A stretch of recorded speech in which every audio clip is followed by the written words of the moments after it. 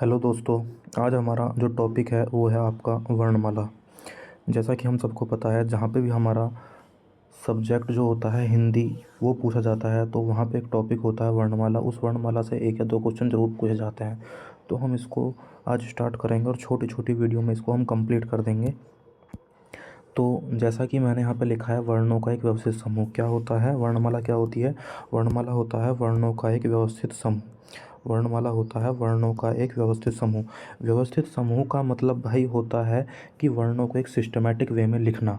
ऐसे ही नहीं, systematic way में मतलब लिखना, जैसे ए आके ए के बाद आ आता है, फिर ई आता है, बड़ी ई आता है, उसके बाद छोटा ऊ आता है, फिर बड़ा ऊ आता है। ऐसे ही आगे हमारे वर्ण लिखे चले जाते हैं। तो वर्णों के व्यवस्थित समूह में लिखना वही हमारा क्या कहलाता है? वर्णमाला। ऐसा नहीं हो सकता कि सबसे पहले हमने बड़ी लिख दी, उसके बाद आ लिख दिया, फिर छोटी लिख दी, बड़ा लिख दिया, उसके बाद री लिख दिया, फिर ए लिख दिया।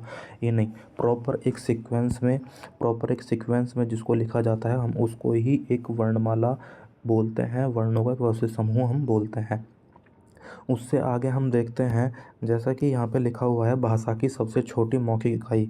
भाषा की सबसे छोटी मौखिक इकाई। अब इस बात को ध्यान से सुनना, जैसे कि हम आपस में कोई बात करते हैं, तो हम आपस में जब कोई बात करते हैं तो हम एक लैंग्वेज बोलते हैं। अब जब लैंग्वेज बोलते हैं तो हमारे मुख से जो निकलती है वो एक ध्वनि निकलती है। क्या निकलती है? एक ध्वनि निकलती है। तो उस ध्वनि को मैंने क्या बोला? एक मौखिक रूप से बोला। क्या बोला? एक मौखिक रूप से बोला। तो भाषा की सबसे जो जो छोटी जो मौखिक इकाई होती है, वो मौखिक इकाई जो होती है, वो मौखिक इकाई जो होती है, वो होती है आपकी ध्वनि। क्या होती है? वो आपकी ध्वनि होती है। और उस ध्वनि को मैंने एक लिखित रूप दे दिया, वो बन जाती है अपने आप में क्या? वर्ण।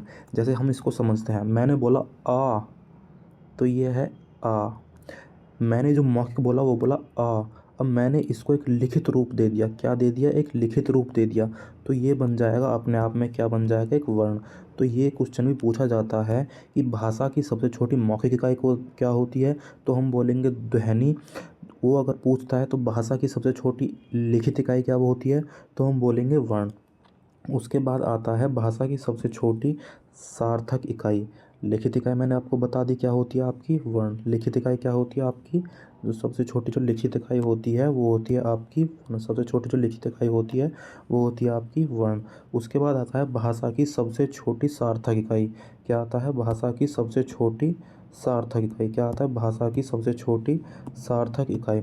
जो आपकी सार्थक इकाई होती है, सार्थक इकाई का मतलब होता है, सार्थक इकाई का मतलब होता है जो अपने आप में एक अर्थ रखती हो। जो अपने आप में एक अर्थ रखती हो, तो वो होता है आपका शब्द।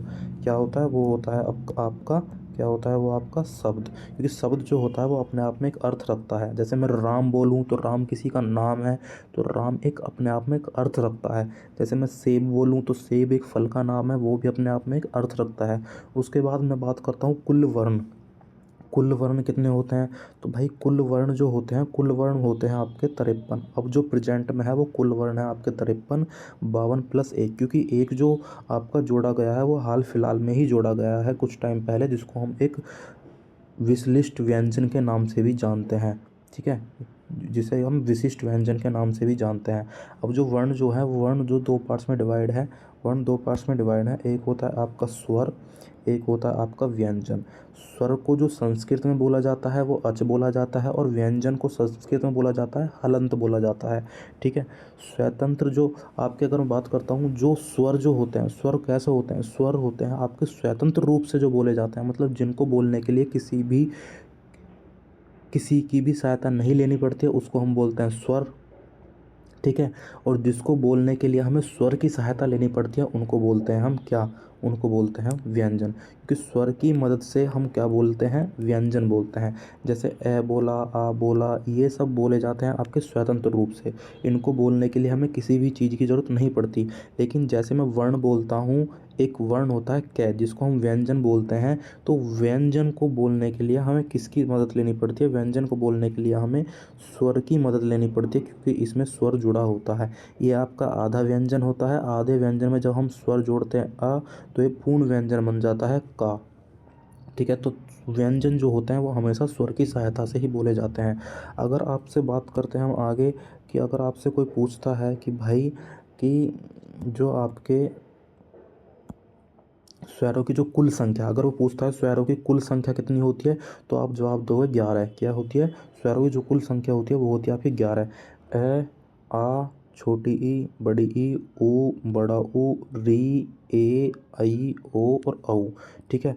अगर वो पूछता है उच्चारण के आधार पर स्वरों की संख्या कितनी होती है, तो उच्चारण के आधार पर जो स्वरों की संख्या होती है वो होती है आपकी 10, क्योंकि इसमें री जो है नहीं आता है। अब री क्यों नहीं आता है? जैसे हम देखो, री का जब आप उच्चारण करोगे तो री होता है री, और ये री की जो ध्वनि है वो हमें ऐसा प्रतीत हो जाता है जैसे व्यंजन रे जो होता है ना, व्यंजन रे की तरह। तो हम इसे उच्चारण के आधार पर हम इसे नहीं मानते कि एक स्वर है, तो हम इसमें री को नहीं लेते हैं। तो उच्चारण के जो आधार पर जो स्वरों की संख्या होती है, उच्चारण के आधार पर जो स्वरों की संख्या होती है वो होती है आपकी 10। इसमें री आपका नहीं आता है। अगला होता है आपका अर्थ के आधार पर स्वरों की संख्या कितनी होती है, तो इसमें आता है आपका 13। 11 आपके वही हैं जो आपके स्वरों की कुल संख्या है। दो आपके क्या हैं? दो आपके अलग से हैं। ये होते हैं हम जिनको बोलते हैं, हम क्या बोलते हैं, हम जिनको हम बोलते हैं अयोगवाह। देखो, ए, आ, ई, बड़ी ई, ऊ, बड़ा ऊ, री, ए, आई, ओ और औ।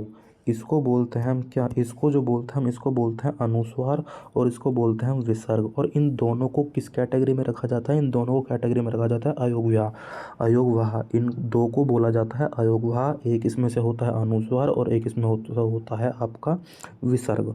ना ही ये स्वर होते हैं, ना ही ये व्यंजन होते हैं, ये होते हैं अयोगवाह। ठीक है। आज के लिए हम इतना ही छोड़ते हैं, इससे आगे हम नेक्स्ट वीडियो में पढ़ेंगे। Thank you. वीडियो अच्छी लगे तो लाइक करें, सब्सक्राइब करें, और प्लीज़ अगर आपका कोई भी सजेशन हो तो आप प्लीज़ कमेंट छोड़ दीजिएगा। Thank you.